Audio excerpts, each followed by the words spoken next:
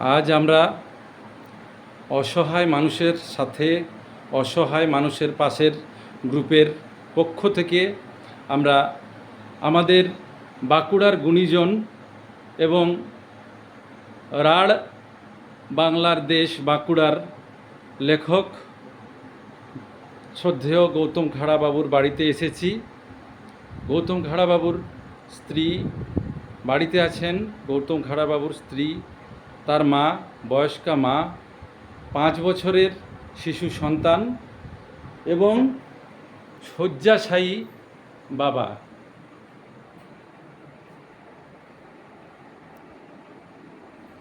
বাবার মানসিক অবস্থা ঠিক নেই এবং তিনি শয্যাশায়ী হয়েছেন, কাউকে চিনতেও পারেন না।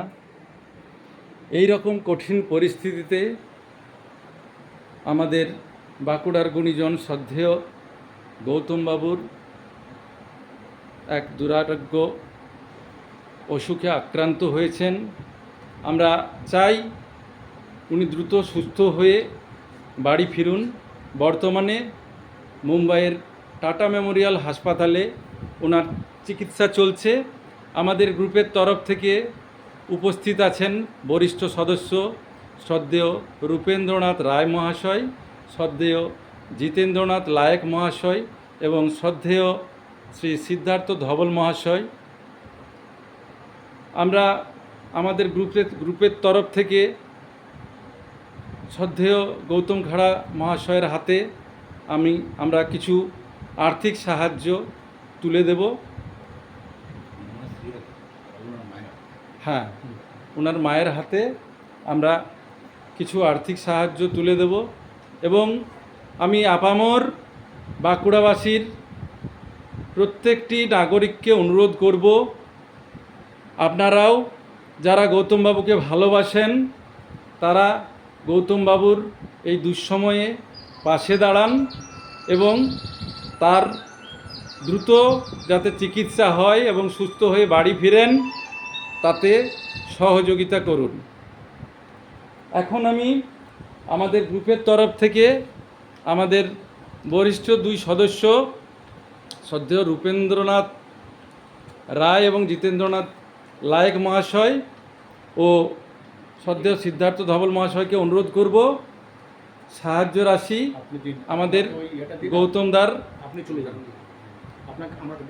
মায়ের হাতে তুলে দেওয়ার জন্য। আপনি চলে যান, আপনি বলুন, বলতে যান, কোনো অসুবিধা নেই। মাসিমা, চিন্তা করবেন না, আমরা আছি আপনার পাশে। আপনার ছেলে অবশ্যই সুস্থ হয়ে বাড়ি ফিরবে। বাঁকুড়ার প্রচুর মানুষ গৌতমদাকে ভালোবাসে। সকলকে আরো ভালোভাবে প্রচার করব যাতে গৌতম বাবুর এই দুরারোগ্য ব্যাধির সাহায্যের জন্য আগিয়ে আসে। আপনারা যাতে মানসিকভাবে অনেকটা স্ট্রং।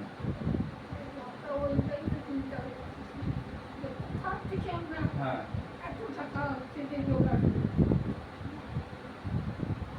ছেলের বয়স 5 বছর।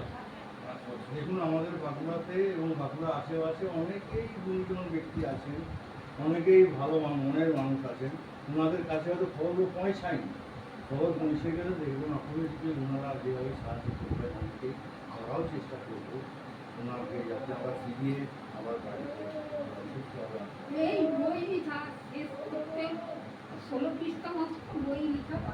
আমাকে বললেন যে 1.5 লক্ষ টাকা লোন নিয়েছি বইটা প্রকাশ করার জন্য, সেই টাকা নিয়েই আমি মুম্বাই রওনা করেছি। যাই হোক, চিন্তা করবেন না। যাই হোক, প্রত্যেককে অনুরোধ করব আপনারাও এগিয়ে আসুন এবং গৌতম বাবুর চিকিৎসায় একটু সহায়তা করুন। ধন্যবাদ, নমস্কার।